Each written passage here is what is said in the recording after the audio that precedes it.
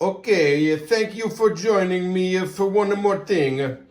Tonight we're going to make this Pollo, the Dragoncello, Rainbo Chard. That's it. That's it. Pollo Dragoncello. Dragoncello is the Tarragon.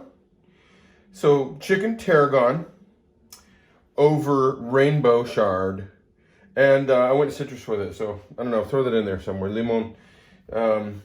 So we're gonna bake this in this dish right here. I've already dressed it out. This is just some lovely tarragon right here. You know what? Real quick, let me just hit this. Let me hit some of these, just so they, in case they get too much heat, they'll really just have a little crisp to them instead of just a burnt leaf. You ever done that before? It's no fun. It's no fun. So anyway, we get a little oil on that, okay? And what do we always do? We get a little salt. You got to salt it?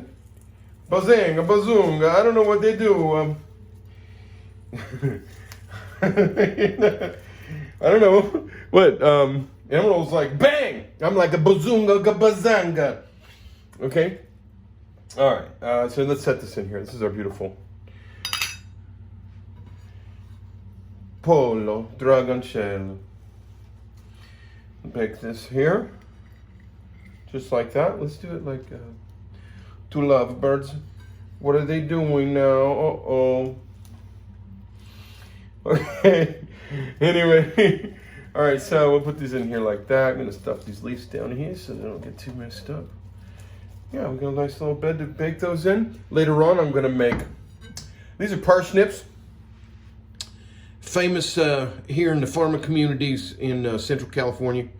We got, it's a nice tasting, it's like a, it's a root. And it's kind of sweet. It's like a, it's not, I don't know if it's necessarily a beet. I'm not sure exactly what family it's in, but, or like a carrot. But it's kind of maybe a cross between the both. I don't know. Maybe it's some GMO stuff. I'm not sure. But anyway, parsnips, I think, go way back in American cooking or in European cooking. So I'm sure it's actually probably not GMO. I don't know what I'm talking about, okay?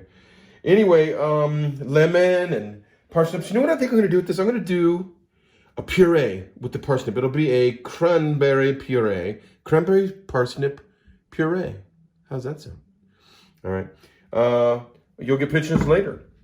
And then you'll be able to cook for me because you learned how to do it. All right. Shalom, guys.